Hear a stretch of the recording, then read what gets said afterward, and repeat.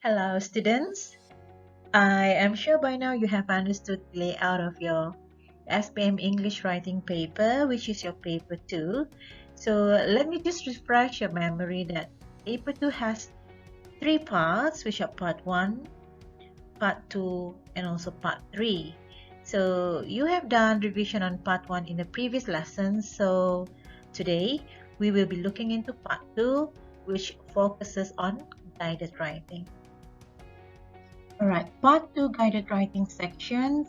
This is the section where you will be required to write an essay in the form of a longer text. Right, let's look at this example here where you have to write your answer in 125 to 150 words, right, in an appropriate style. And this questions is based on a text stimulus, right? So you can refer to the text stimulus here where you have content 1, content 2 and also content 3. So there are 3 content points and you have to use all 3 points given in your essay.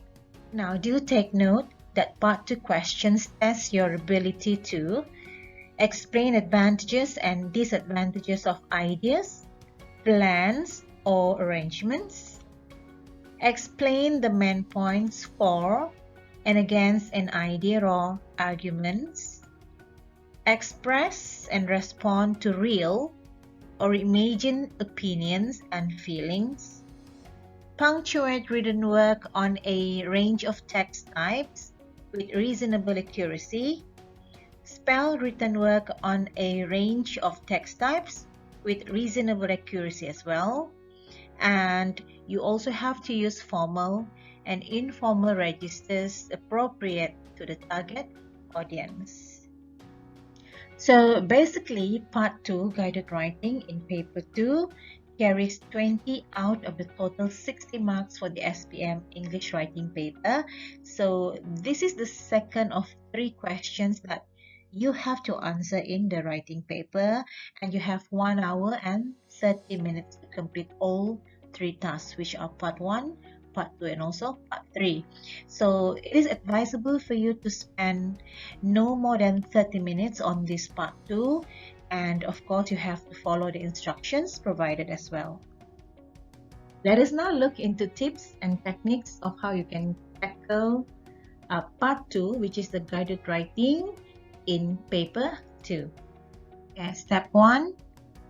Read the question and pay attention to the details and notes given. Remember, this is part 2 guided writing where you will be given points, right? So remember to look for the 3 content points. Read and understand the question's requirement, then only you plan and organize the structure of your essay. So perhaps you can start drafting your introductory and also the body paragraphs here, right, based on these 3 points given. Right, step 2. Each paragraph must have one main idea, right? So the 3 content points should be able to give you the idea, right, of what are the main ideas that you must have in each of the paragraph, right? So there must be a topic sentence supported by relevant supporting details. Remember, you have to be concise and use a suitable style or tone for your answer. Right, step 3. Begin by writing a good introduction to attract your readers, right? So remember, the purpose of introduction is to give your reader a clear idea of what your essay will cover. So remember, introduction is always paragraph 1, right? 4. In the main body of your essay, cover all the points given. Remember, you have 3 points. So you should write or you should elaborate on the 3 points in these 2 paragraphs. Means the body paragraph are going to be paragraph 2 and also paragraph 3, right? So elaborate on these 3 content points given, and you can also add other relevant details to support your points, right? Step 5, round up your essay with a good conclusion. So the word conclusion here should be able to give you the hint that this is going to be your paragraph 4 or your final paragraph where you have to end or to conclude your essay. Now remember, in conclusion, you were supposed to summarize your opinion on the task question, and you can also add a comment, right? Step 6, use effective expressions and suitable vocabulary to make your essay interesting. Include logical connectors to ensure your essay is cohesive.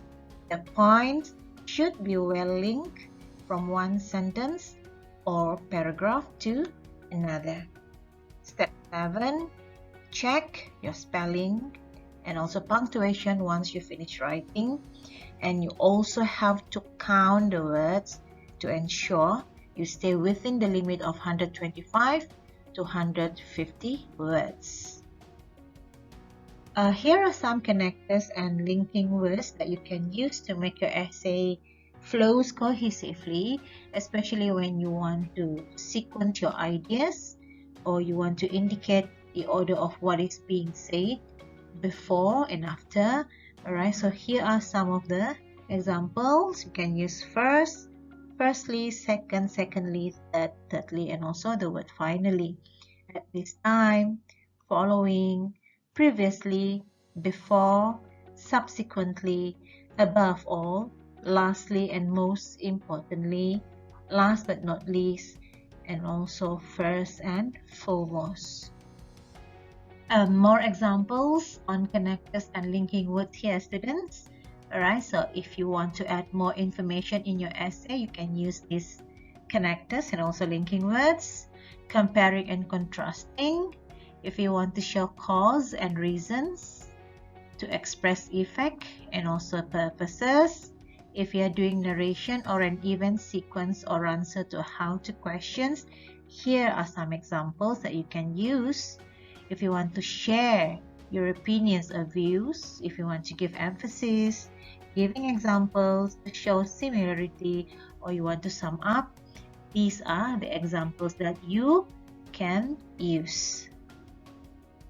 Okay, last but not least, you can also use these phrases here, especially when you want to present your opinions or you want to justify and also to give reasons. Right, so let's look at the first one. Let's say you want to present your opinions or you want to share your views in your essays. So these are some of the examples of phrases that you can use, right? From my perspective, as far as I'm concerned, in my point of view, I hold the view that it is generally accepted that, in my eyes, I would like to point out that, I suppose, I am of the opinion that, and also personally I believe, right? So what if you want to justify and also want to give reasons? So another 7 examples here. You can use the main reason I feel this way is, there are many facts in favor of my opinion. First of all, moreover, okay, I take this stand for this main reason. The facts tells us that smoking is bad. I would save my money because, to justify my choice, I will present 3. So maybe you want to write, I will present 3 points or I will present 3 evidences. Okay, and last one, this decision is made due to the fact that, right? So here are, these are the examples that you can use in your essay. That's about it, class. So remember to write your essay between 125 to 150 words. Use appropriate phrases, connectors, and also linking words in your writing so that your essay is cohesive and easily understood by the readers. Happy writing, everyone. Bye.